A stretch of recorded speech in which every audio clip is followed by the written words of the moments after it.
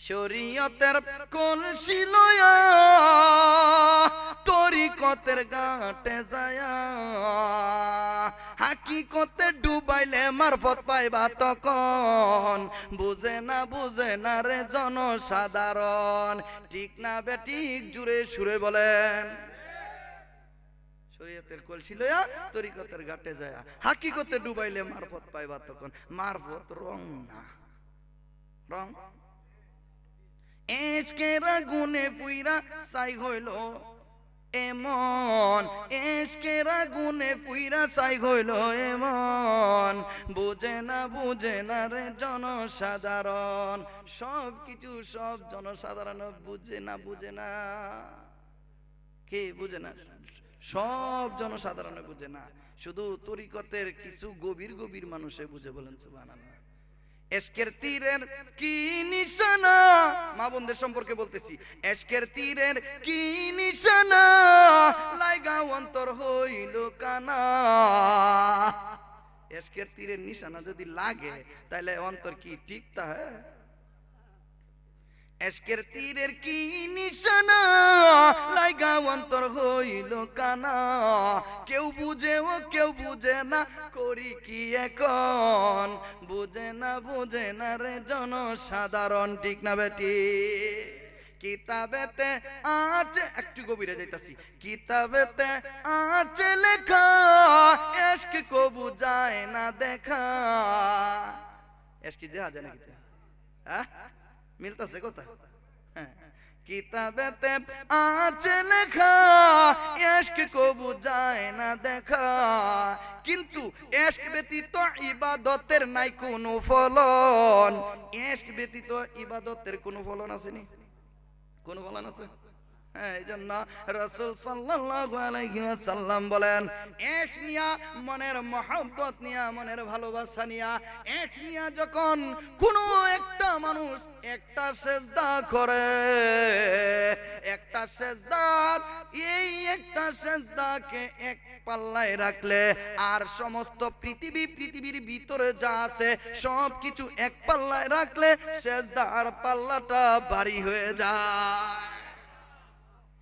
এটা আমার কথা না, এটাও রাসূল সাল্লাল্লাহু আলাইহি ওয়াসাল্লাম বলেন, সিজদাতুন ওয়াহিদাতুন খায়রুম মিনাদ দুনিয়া ওয়া মা ফিহা। বলেন সুবহানাল্লাহ।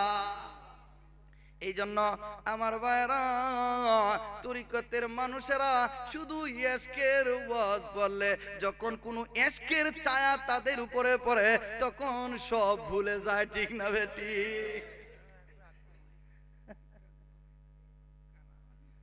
মানুষ বিলা আনে না, এই যে সভাপতি সাহেব কইতাছে, ভাই একটু আগ্রহ, এই যুবকেরা একটু আগ্রহ, মানুষ হারতাছে না। মাশাআল্লাহ, এই আগ্রহ আল্লাহ আল্লাহ আল্লাহ আল্লাহ আল্লাহ। ও দয়াল মুর্শিদ গো, তুমি আমায় আপন কইরা লয়ো। আল্লাহ আল্লাহ আল্লাহ। ইগো পর কালে গো দয়াল, ইগো পর কালে গো মুর্শিদ, আমায় তুমি নিও, আমায় তুমি আপন কইরা লয়ো। আল্লাহ। এ ভাই আরেকটু আগুন না, আরেকটু আগুন না ভাই। আল্লাহ আল্লাহ। মারহাবা, অনেক আগুইছে আলহামদুলিল্লাহ।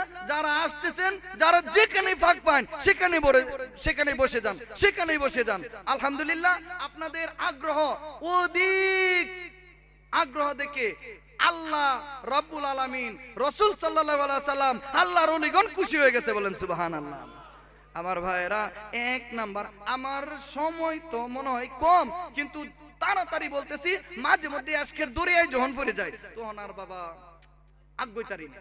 এশকের দরিয়া খুবই গভীর, পাইতে হইবে নিবিড়।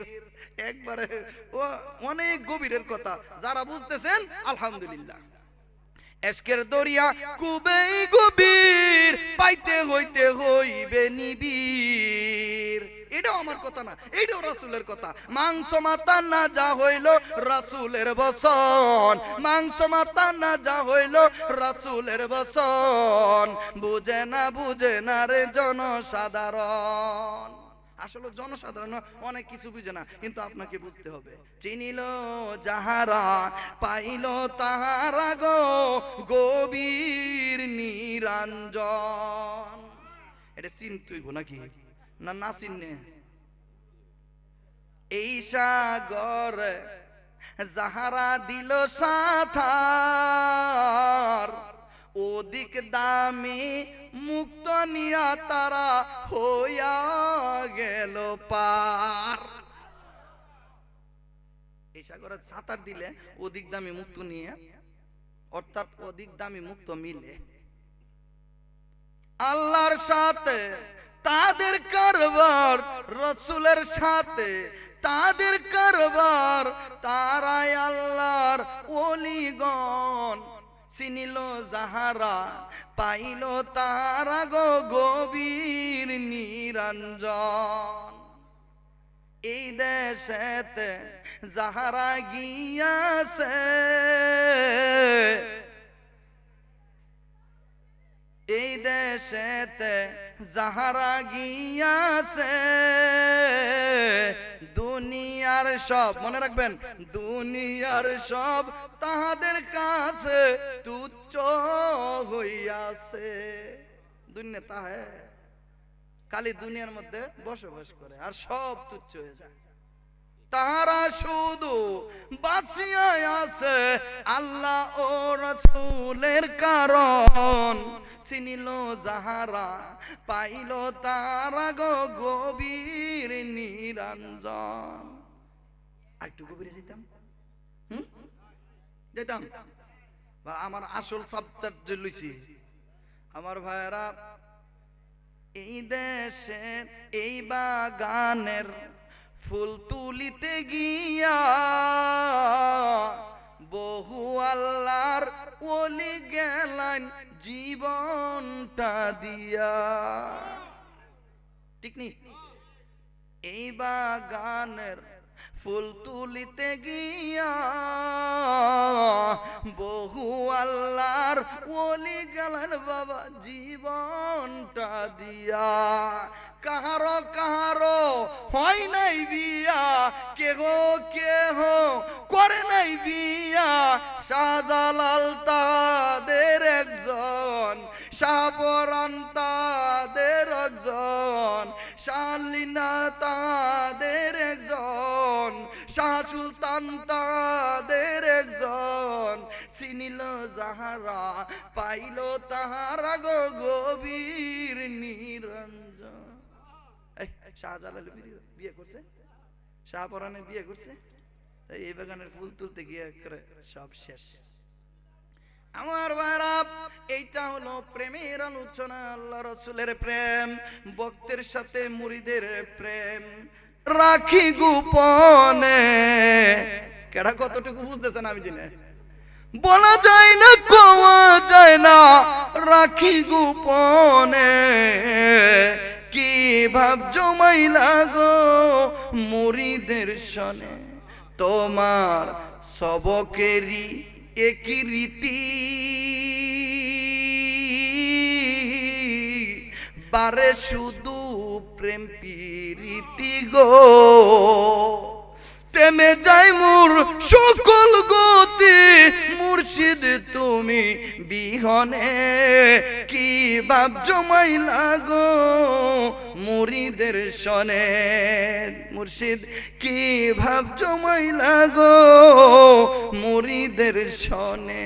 তোমার সবকেরই একই ধারা,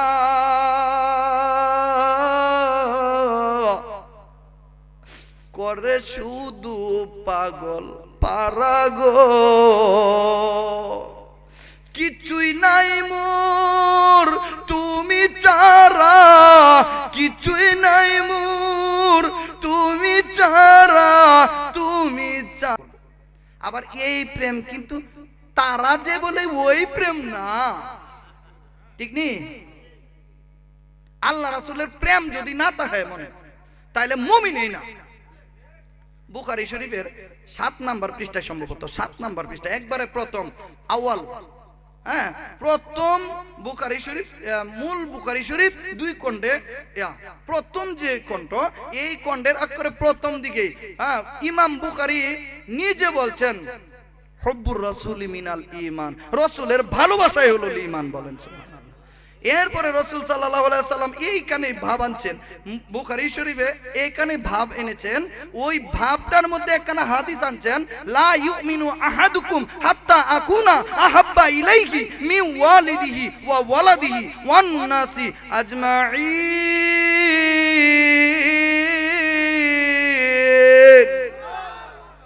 আল্লাহর হাবিব বলেন, তোমাদের মধ্যে যতক্ষণ পর্যন্ত আমি রাসূলের মহব্বত তোমাদের জানমাল সময় থেকে, বিবি বাচ্চা থেকে, সন্তান সন্ততি থেকে, মা বাবা থেকে, সমস্ত মানুষ সব কিছু থেকে যতক্ষণ পর্যন্ত আমি রাসূলের প্রেম তোমার মধ্যে না থাকবে,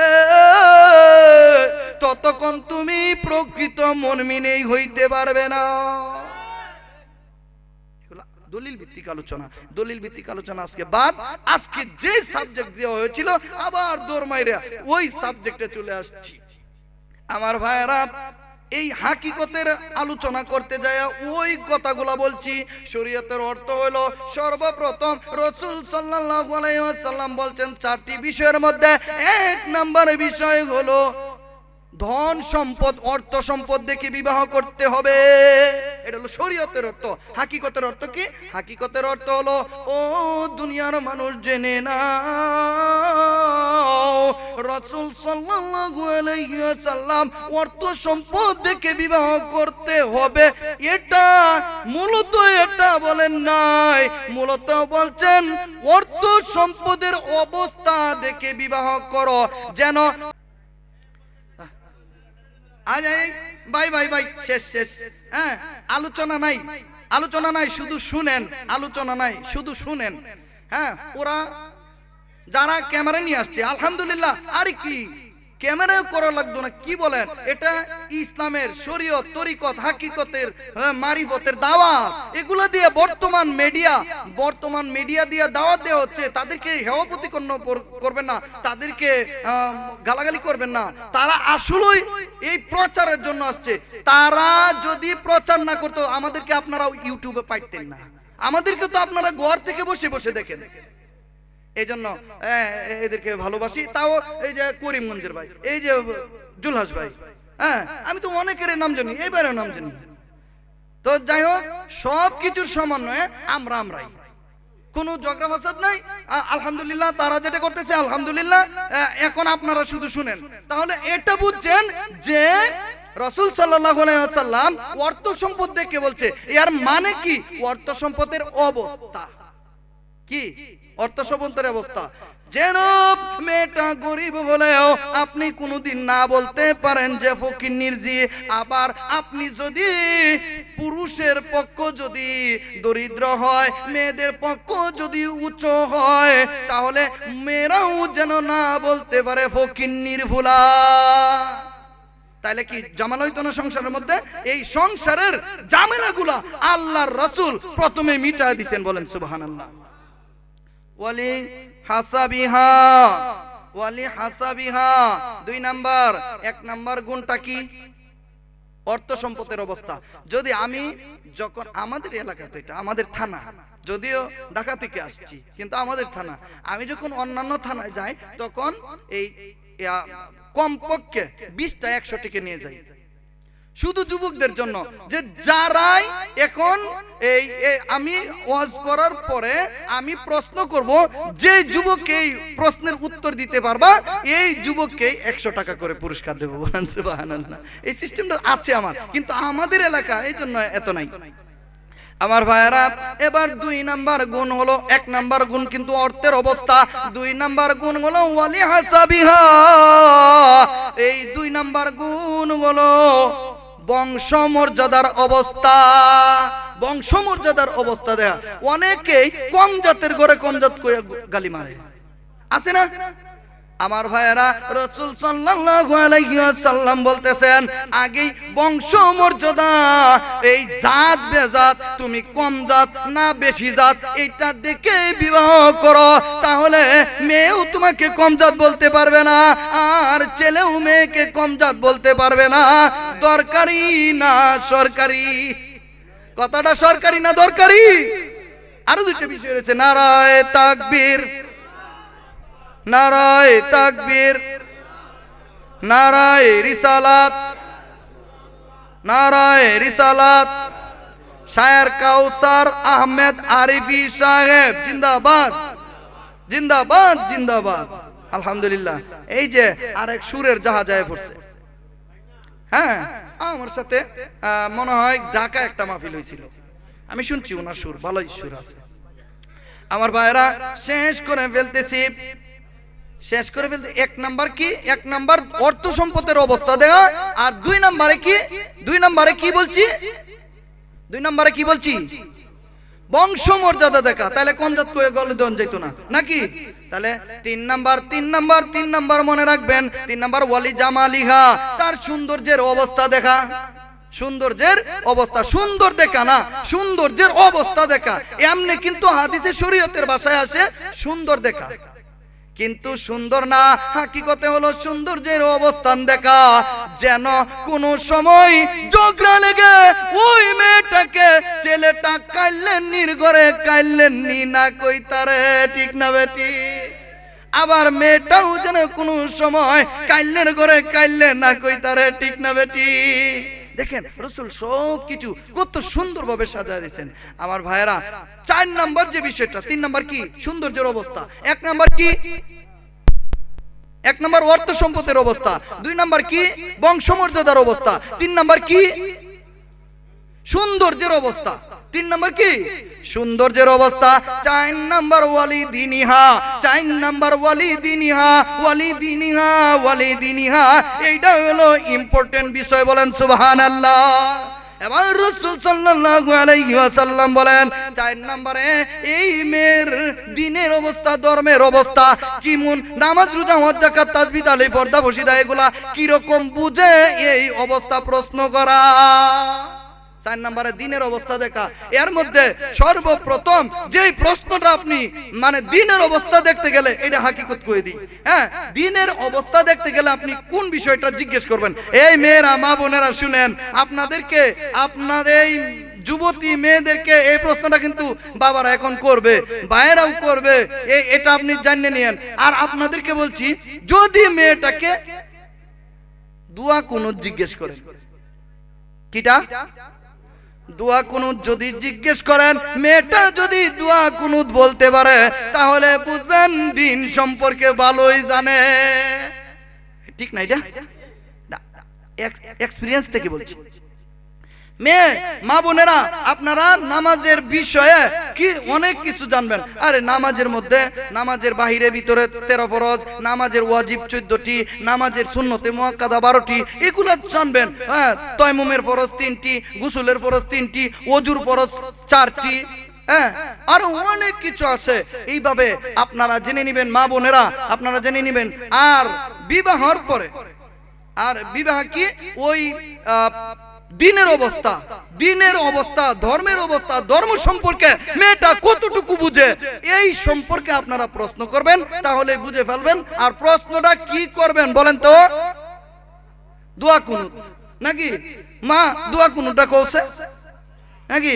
আর বেটেনে কত ঝামেলা আছে। আমি এক সময় এক মেয়ে দেখতে হুজুরে লয়ে গেছে সাথে, অনেকে বলছি আপনি একটু ইয়া বলেন তো, কোরআন তেলাওয়াত করেন তো, কোরআন তেলাওয়াত করা, বেটেনের কোরআন তেলাওয়াত।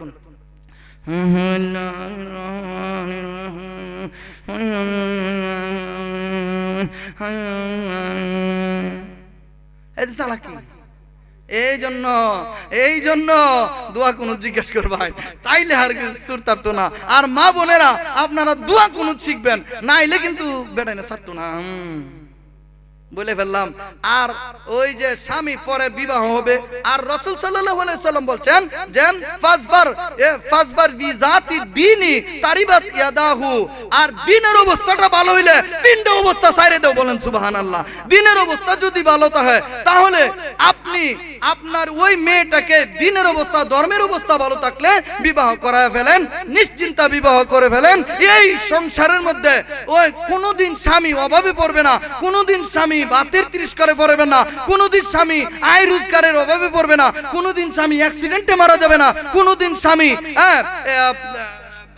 অ্যাক্সিডেন্টে মারা যাবে না, আত্মহত্যা করবে না, হ্যাঁ, ইহকালীন পরকালীন শান্তি ও মুক্তি পেয়ে যাবে, বলেন সুবহানাল্লাহ।